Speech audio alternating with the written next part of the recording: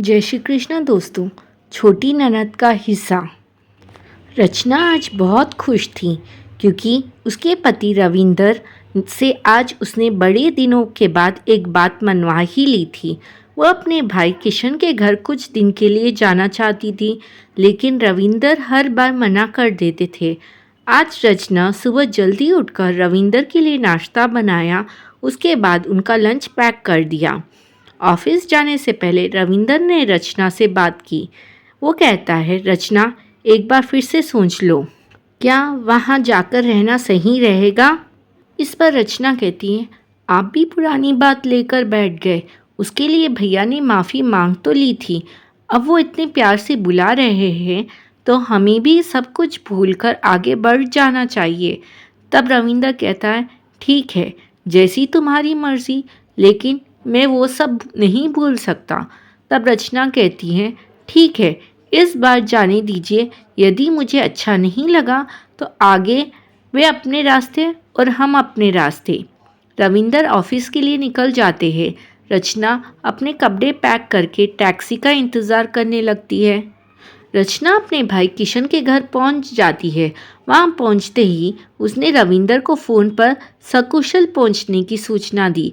रचना का भाई किशन, उसकी पत्नी राधा और उनका बेटा प्रतीक, तीनों ने रचना का स्वागत किया। किशन कहता है, दीदी कब से आपको फ़ोन कर रहा था, आपने भी कितना समय लगा दिया आने में। क्या आपने अभी तक मुझे माफ़ नहीं किया? इस पर रचना कहती है, नहीं भाई, बस घर का काम ही खत्म नहीं होता, अब भी बड़ी मुश्किल से फुर्सत मिली है। और हाँ, पीछे जो हुआ मैं भूल चुकी हूँ, तू भी भूल जा। तभी राधा कहती है, दीदी हम तो आपसे नज़रें भी नहीं मिला पा रहे थे, फिर इन्होंने ही आपको फ़ोन किया। आपने आने के लिए हाँ की, तभी हमारी जान में जान आई। रचना कहती है, अरे भाभी, आप भी क्या सब लेकर बैठ गई, आप तो बस एक कप गर्मा गर्म चाय पिला दो। राधा चाय बनाने चली जाती है। प्रतीक कहता है, बुआ जी आप कितने दिनों तक रहेगी? तभी किशन उसे टोक देता है और कहता है, चुप बदमाश, यह मेरी बहन का घर है, जब तक मन करेगा रहेगी, चल भाग यहाँ से।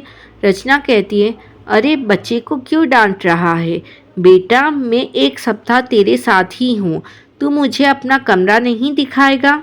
रचना प्रतीक को लेकर उसके कमरे में चली जाती है। कुछ देर बाद राधा चाय बनाकर लाती है और कहती है, आप दीदी से कैसे बात करेंगे? मुझे तो डर लग रहा है, कहीं मना कर दिया तो क्या होगा? इस पर किशन कहता है, तू चुप रह, मैं कोई ना कोई रास्ता निकाल लूँगा, बस अभी इस बारे में दीदी से बात मत करना। इधर रविंदर ऑफिस पहुँचे तो उनके दोस्त अमर ने पूछा, क्या बात है यार, इतना उदास क्यों है? रविंदर कहता है, यार क्या बताऊँ, रचना अपने भाई के घर गई है।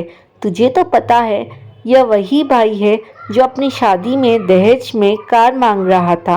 मैंने इसे समझाया तो इसने कहा, मेरी हैसियत और तुम्हारी हैसियत में कितना फ़र्क है, ये कार मेरी हैसियत के आगे कुछ भी नहीं है।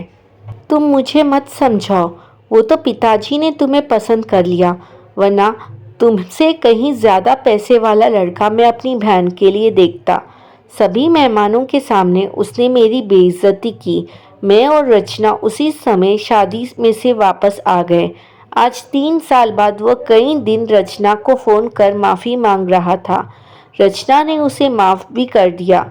अमर कहता है, कोई बात नहीं, तू चिंता मत कर, शायद उसे अपनी गलती का एहसास हो गया होगा।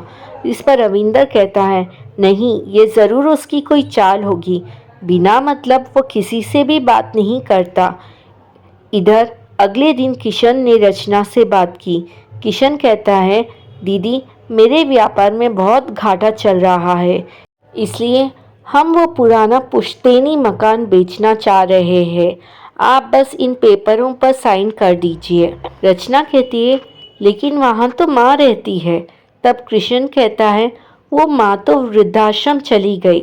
रचना कहती है, क्या तूने माँ को वृद्धाश्रम भेज दिया? तब वो कहता है, हाँ, यह मकान मैं अपनी पत्नी के नाम करना चाहता हूँ, आप बस इन पेपर पर साइन कर दीजिए।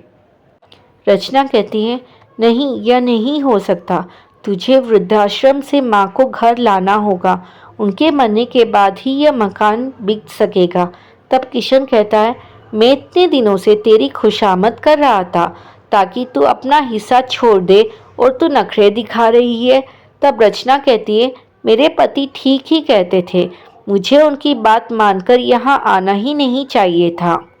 यह कहकर रचना घर से बाहर निकलकर सीधे पुलिस स्टेशन पहुंच जाती है। वहां वो सारी बात बता देती है। वह रविंदर को भी फ़ोन करके वहीं बुला लेती है। पुलिस किशन को पकड़ लेती है। रचना कहती है, देखा अपना बदमाशी का नतीजा। अब तू रहेगा और तेरे कर्मों की सज़ा तेरे बच्चे को भी मिलेगी। रविंदर कहता है, रचना इसे माफ़ कर, केस वापस ले लो। रविंदर के बहुत समझाने पर वो मान जाती है।